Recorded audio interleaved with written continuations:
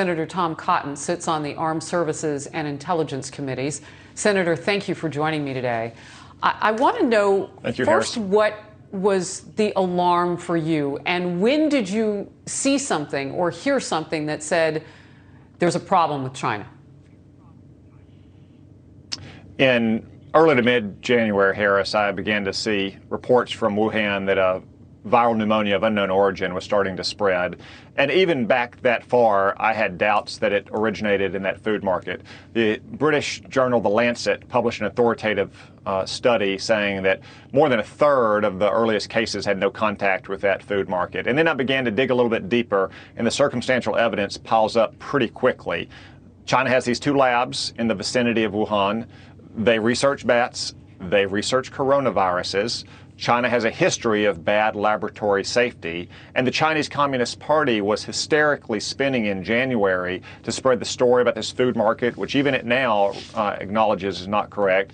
It was disappearing scientists that were involved in the story. It was sending secret police to intimidate others who were trying to blow the whistle on Chinese social media. Even to this day, it continues its lies. That's why I believe that Bret Baier's bombshell story last night just lends more circumstantial evidence to the case that China is responsible for unleashing this pandemic on the world, and China has to pay the consequences for that. A couple of things.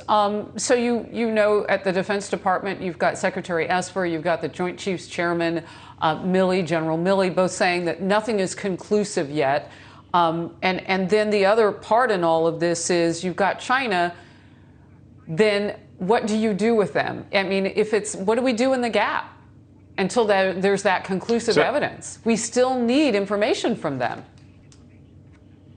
So Harris, we may never have conclusive direct evidence. We may not, well, we never will have the Chinese Communist Party confessing to their incompetence, their corruption, and their lies. However, there is a lot of circumstantial evidence to point to those labs as the source of this pandemic. There's virtually no evidence, circumstantial or direct, to point to a food market in Wuhan as that. It just takes a little bit of common sense to say that the Chinese Communist Party needs to be held responsible. And even if we can't establish it conclusively, we still know that they covered up this virus for weeks in December and January, when they could have been forthright, when they could have tried to arrest its spread in Wuhan. But instead, they made the decision deliberately to allow this virus to spread around the world. In my opinion, Xi Jinping had decided if China is going to suffer, then the rest of the world, especially the United States, is going to suffer, and there have to be consequences for those actions. So when you say pay the price for every life lost, every job lost, what does that look like? Well, first, I've introduced legislation that will amend the Foreign Sovereignties Immunity Act, which would allow those Americans who have been affected by the virus, whether they've lost a loved one or they've been sick themselves or they've lost a job or had a business close, sue Chinese officials. This is modeled on legislation that has been done in the past, for instance, most recently for the victims of the 9/11 terror attacks. We also need to force China to pay by losing their manufacturing base. We have outsourced our jobs and our factories to China for the last 30 years. That has to stop, and it has to stop now, especially in critical sectors like pharmaceuticals or medical devices or telecommunications. There has to be far-reaching consequences for Chinese treachery.